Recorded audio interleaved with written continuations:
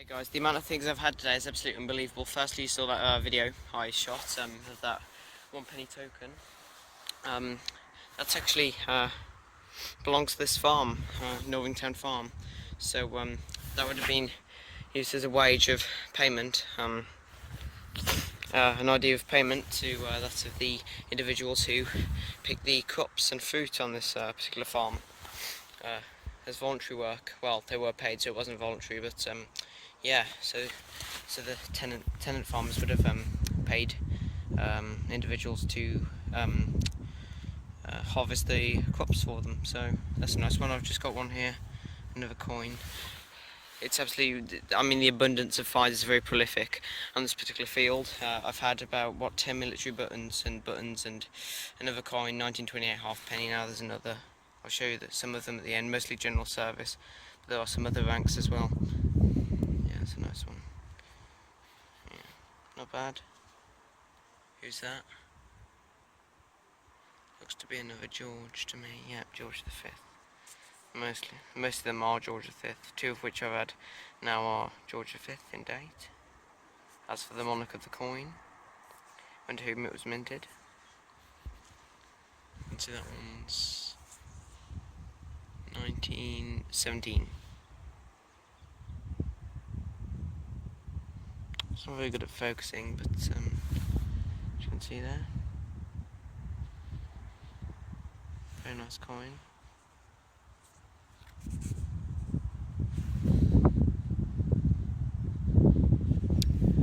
Alright, yep, George V halfpenny, 1917.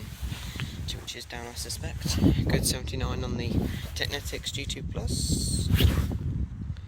But there's a lot of land here to do. I've probably circumnavigated it now quite a few times, so well, we're not even at lunch, it's not even 11 o'clock yet, and I've already found 3 coins. So let me just get them out for you. No silver yet, unfortunately. I am the Silver King most of the time, but that's not the case, I'm afraid to say. Yeah, you can see there's a lot.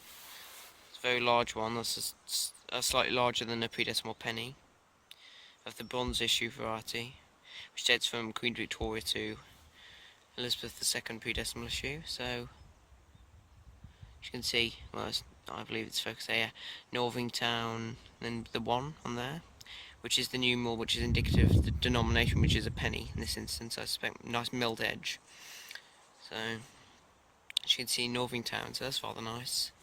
And then the typical George V bronze halfpenny, 1920.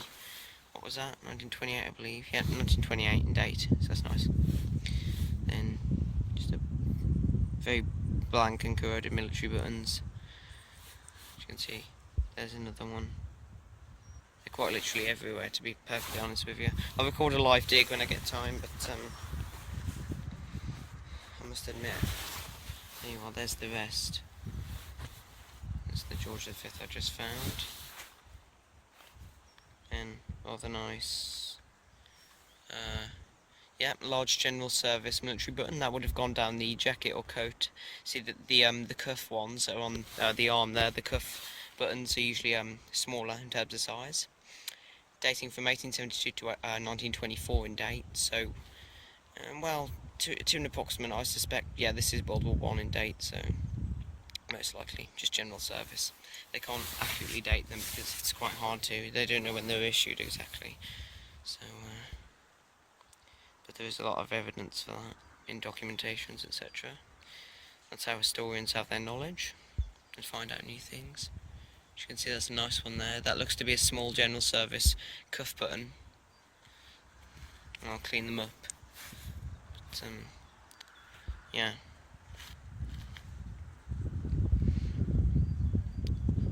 There's a lot of these. Look, there's another one. So let's count up the buttons. 1, 2, 3, 4, 5, 6, 7, 8 buttons.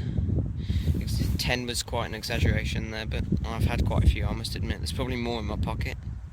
There's the typical 4-hard style early 20th century ones. Well, they can date from any time up to the present, really, because they still use 4-hard buttons are still in use, but they're mostly made from plastic or ceramic now. But then they were made from metal, so that's indication that they're relatively old. You can see there's a button with the shank being pressed in, so that's not a military one though. Might have some more actually in my trusty gout bag. Yeah, there's another. That makes it 9. Yeah, and I believe that's it. So, had a decent day so far. Anyway, I'll catch you in a bit if I find anything else. Right. Catch you in a bit. But I must also additionally state that, you know, this particular area has seen quite a lot of military activity, rather intense military activity in the past, namely and notably World War I and II, I suspect, hence the fact of the general service military buttons. And just up there was a scout camp as well, hence the fact of for these, not the token of course, that's different, that wasn't dropped by a scout of course, but the Boy Scouts probably dropped these halfpennies there, hence the low denomination value. I mean, being a Boy Scout, the pocket money you had, the money you had on you was probably, you know, a small denomination, i.e. copper, bronze halfpennies and pennies at the most really. I don't think they'd be carrying shillings or sixpences around. Hence the reason as to why I haven't found any silver coinage yet, but I hope to anyway. There might have been some wealthy kids as Boy Scouts around here, you never know. But I'll see you in a bit then. Right, catch you in a bit. Bye.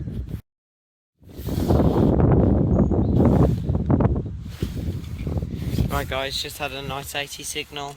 As you can see there. It's another coin. So let's get it out. Halfpenny, yet again. 3 halfpennies now.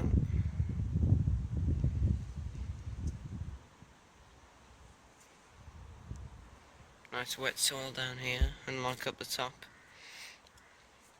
which is nice. Just give it a rub.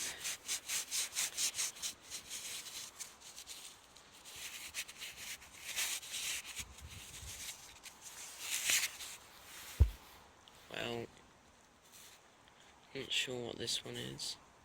Could even be a 2p piece, but oh, that looks older to me than a typical bronze halfpenny. But oh yeah, it is. It's a token. Let's give it a bit more of a rub. Oh no, it's not. It's not a token. Sorry, I thought those were initials on there with typical Georgian lettering, but no, that's a ship halfpenny. 19. Let's get a date. It's hard to see. 1942. Won't focus, I know, but oh well. Still, rather nice. George VI, the 1942 halfpenny. Ship. Halfpenny, of course, which is indicative of the fact that the design portrays a ship there. Typical old navy ship. 18th century. So, not bad. Another coin. G2 plus strikes again.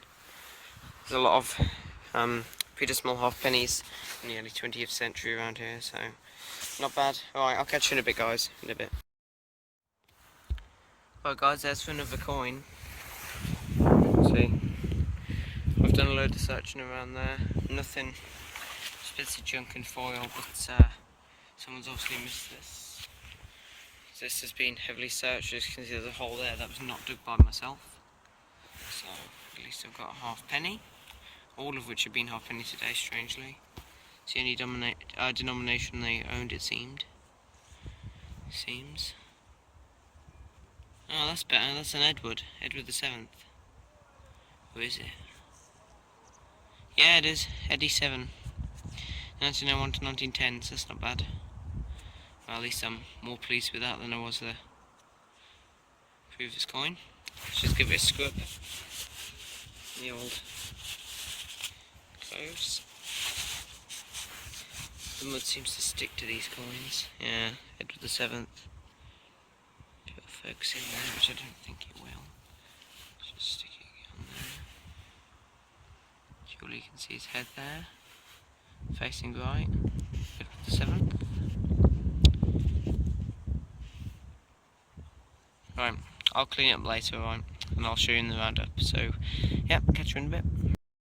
Now, any ideas on this one, guys? Very strange. Never seen anything quite like it, to be honest.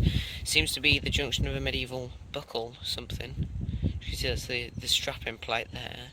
And there's a ring, and then there's something coming back out. That's very, very strange indeed. Now, in my opinion, that would be medieval. And it looks like one of those harness rings that people think that people class as ring money and flag off as ring money, but actually they're part of buckles and things like annular brooches and etc. Penannular brooches, as they're pronounced. As you can see, I'm just coming back up here, just from down there. But gosh, guys, that's strange, right? What's just happened? There we are. But really, what is that? That's strange. No, that's very, very strange. It's got leather in it still, so that's a buckle, but gosh, guys, that is an old buckle. I could easily say that's medieval. Or quite easily, yeah, medieval. So there's the leather, it's made out of good quality bronze. But gosh, that's certainly medieval.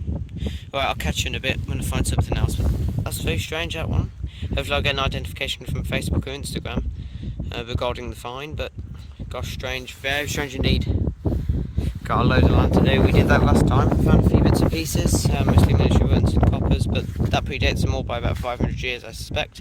Other than that, guys, catch you in a bit. Good 79 on the GT Plus out of Signal Wars, so only 2 inches down. Decent find. Right, see you in a bit. Nice big one, yeah. Yeah. What is it? Looks to be. Oh, that's a penny. That's big. Hey, looks to be an Edward. Yeah, it is an Edward. Yeah. Edward 7. I don't know. Might have to clean it. It's a bit corroded. The soil tends to stick to them. I actually can't get it off. Need a good wash. Yeah, clean it up later. Yeah. Well, conclusive, it's an Edward 1901 to 10. So 2 Edwards today, eh? Half decent. Yeah, pleased. A bit bad, isn't it, wearing an XP cap when using Technetics? Hey, you got the Bentley one, haven't you? Right. Struck again, I dug it, so I'm entitled to it. I am. Well, this is a coin anyway.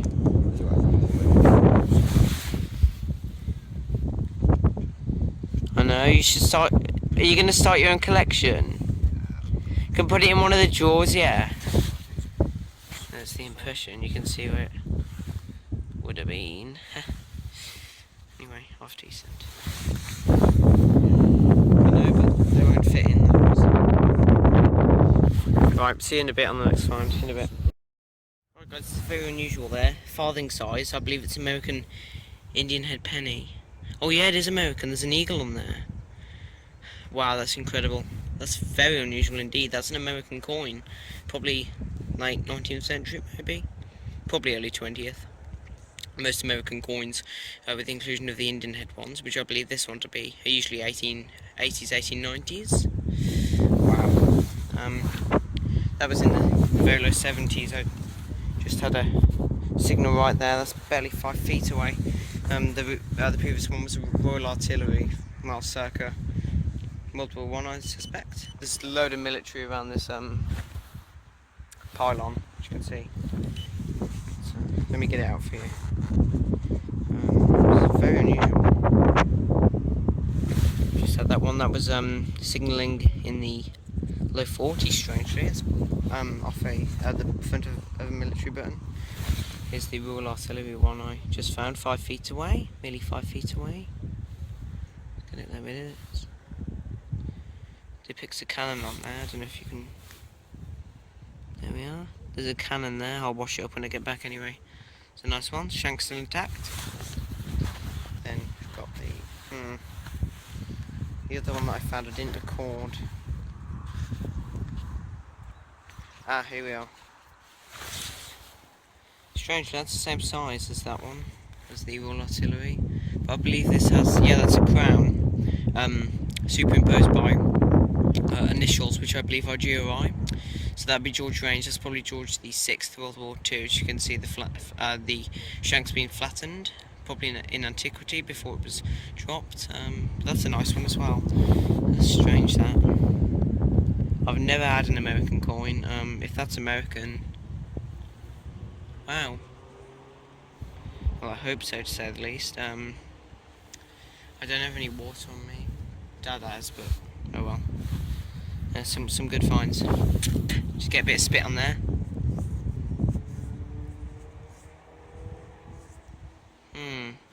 Right, let me just rub it on trousers. Yeah, that's an American coin. Wow. How unusual. The eagle's on there. Yeah, that's the orientation. You can see the eagle's head and wings and... Yeah. Actually, it can't be... Oh gosh, guys. Wow. That certainly doesn't... That is certainly not an American coin, and it corresponds amazingly to World War One, which both of these do as well, amazingly. Oh, I believe that one to be World War Two, although that one is most likely World War One, the larger Royal Artillery code button. But as you can see there, I don't think you can, but that says 1916. It says Reich, so obviously the Reichstag, the Reichstag Republic, the political party in Germany who ran, who was the government for Germany before Hitler came into power. 1916, that corresponds to World War One. I know that's an eagle, but that's a Nazi sort of eagle. I mean, that's the German, typical German eagle you see, which corresponds to World War One in this instance. That's two Reichspfennig there. I believe it is two Reichspfennig. Wow, as you can see the lettering of two there. That's a two Reichspfennig from 1916. That's absolutely incredible. Never thought I'd find an American coin, but there you are, guys. Incredible. Well, never thought I'd find... Sorry, not American coin, of course. That's why originally my intentions and thoughts came to. But I'd rather have found an American coin. But to find my first German Reichspfennig, a German coin of any sort, to say the least, isn't quite incredible. 1916, two Reichspfennig. Two Pfennig. That's incredible. I've seen people find them on YouTube, especially in Germany, and occasionally in the United Kingdom, as I've just found, but wow. Yeah, barely, probably an inch deep, I'd suspect. It's not very deep. But there you are, guys. You've just witnessed me find a German 2 Reichspfennig, 1916. Right. What a great day. It's probably 3 o'clock now, so we're heading back soon, but those two in the short space of probably half an hour or so, all those, so great. Catch you in a bit. Bye. Right, guys, sorry about the previous recording. Actually, I deleted it due to interruptions, and well, the video actually deleted itself afterwards. I mean, sorry, not deleted itself. It ended itself due to the fact of size limitation. The file limitation size, of course. There are limitations to how much you can store. Of course, my phone's capacity is only 16 gigabytes, much of which is occupied by games and other applications, so as anyone's would be. But yeah, let's just go through the finds that I had yesterday, as you saw in the video. 45 buttons in total, believe it or not. That is a lot of buttons. Then we got typical artifacts. There's a little pistol ball on top of 17th century thimble. Sorry about that. Yep. Then 9 coppers. Had bits of typical pottery and you know, whatever else there is here. Nice bits of pottery. But I'll start through the buttons. As you can see, all those 4-holed ones. As I say, I mean, the amount of buttons that are here, you can absolutely imagine the amount of holes I dug throughout the day. Well, both me and my dad, but the majority of the finds came from myself, and I myself dug. So, as you can see, look at all these guys. Loads of 4-hole buttons. I mean, that's my button collection now. There's loads. But this is by far, you know, the record. I mean, it absolutely smashes my previous record of buttons for the day. As I say, a lot of military occupation on the field that we detected. But as you can see, I better hurry up because it's going to take a while, this video. As a small general service cuff button that would have gone on the arm there. World War One date, I believe. Still got the shank intact. That's probably one of the best condition ones I had that day. And then you've got the typical button, well, buttons with a shank, which are very similar in terms of design. So typical farming buttons, as you can see. Probably early 20th century, around the period of World War One, I suspect. And then we get onto Another military button there, which is another better condition than the previous one. It will not focus, I'm afraid, but you can see that's typical general service World War One period button.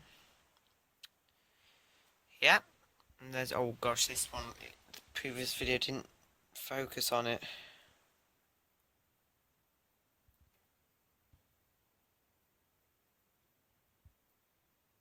Oh, there we are, it's focused.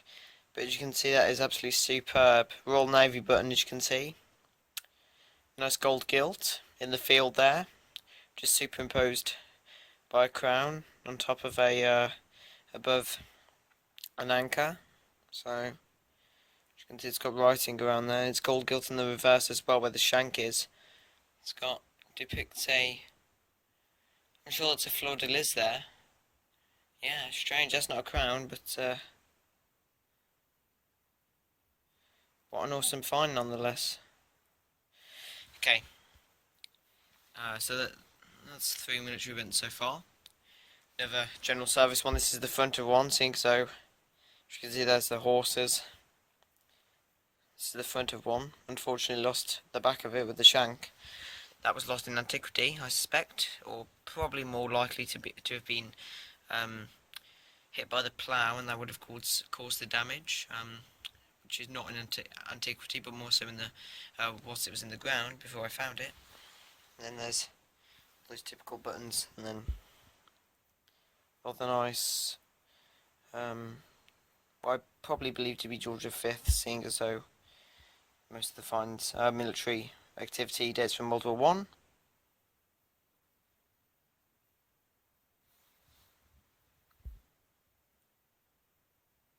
It's really not going to focus, I know that for certain.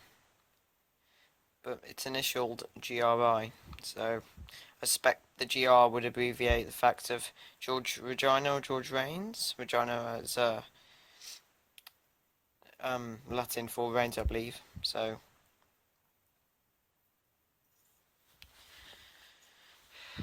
lucky it won't focus, but oh, there we are.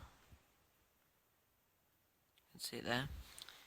And then there's one that's completely shredded. The front's gone, but the back's still evident there, still existent. Then this is a lot better military button, general service, that's fully intact, which is rather pleasing in contrast to the others, which are just completely destroyed. And then this typical two-hold. That seems to be a dress weight button for the, dating from Victorian period, which was used on ladies' dresses. Oh yeah, of course, this one. That's a Royal Artillery, the one. You can see the cannon and superimposed by a crown above it there. It's another nice one. And that's the back of one there. That's another general service, small pistol ball, probably 18th century in date. Top of a 17th century thimble. Rest was probably lost in antiquity, hence the fact it was found where it was. In the middle of a field, in the middle of nowhere. You know, not really the middle of nowhere because the amount of this stuff, but strange, I know. Nice. Oh, pewter spoon bowl. Or stainless steel it seems, so that's not very old. Probably, you know, last half of the last century, I suspect. Then this nice toy truck. Whatever it is.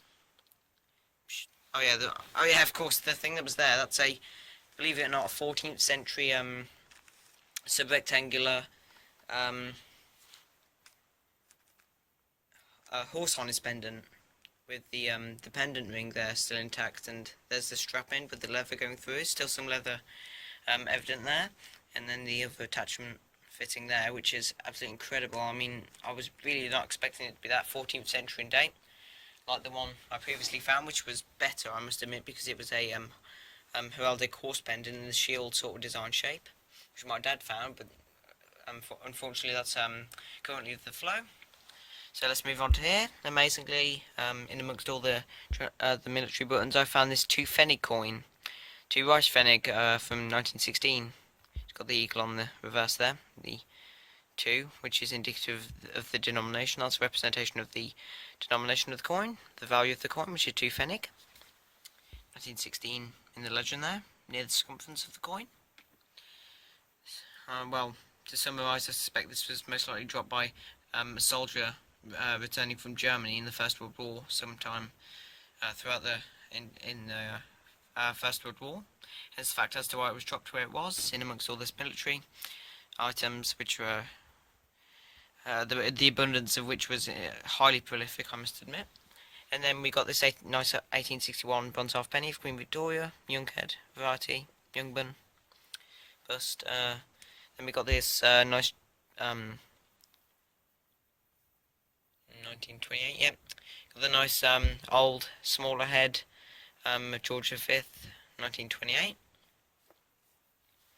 We got another George V.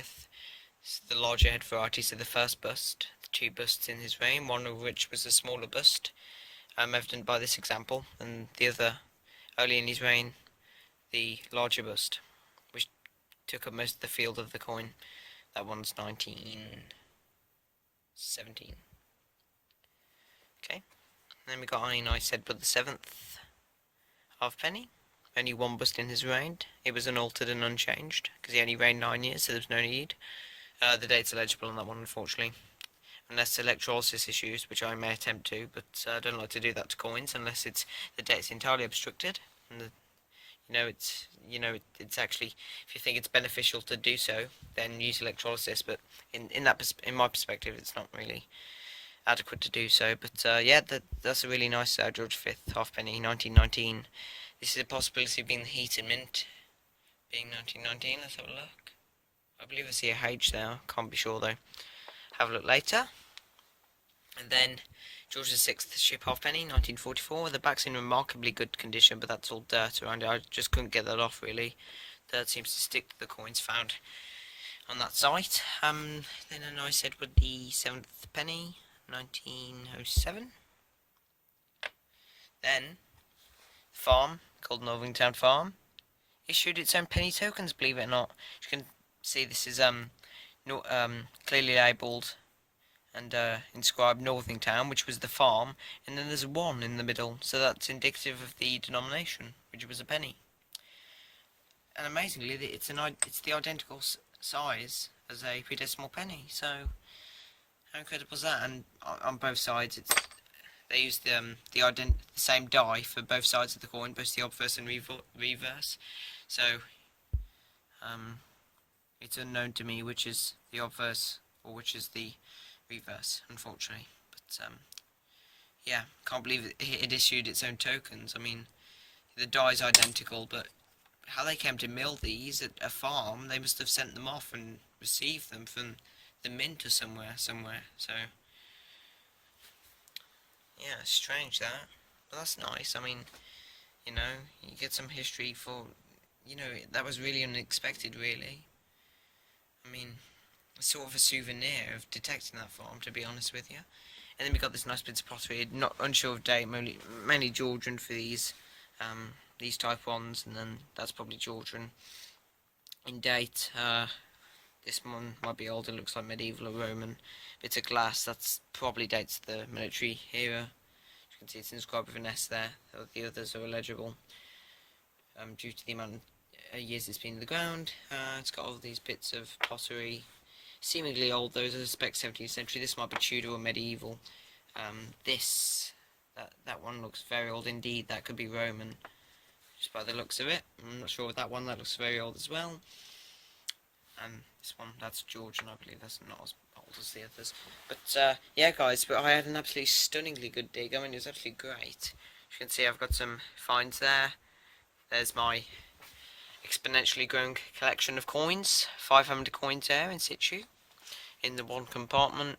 Then I've got this really strange brooch. Now that is an incredible find. No, Dupondius of Hadrian, early 2nd century AD, stunning condition, George II. That's why it's in my presentation. Tray. Got some badges, buttons, mainly love token sixpences from the reign of William III, shillings, you name it, I've got it, except for the silver half crown, of course. My nearest to that is a florin, and then Iron Age bracelet, Le 10 period, 1st century to 1st century AD. Sorry, 1st century BC to 1st century AD.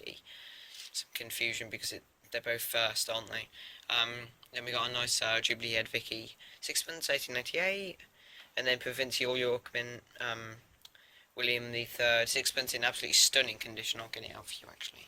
My hands are sweaty. I like to use cotton gloves, which I have quite a few.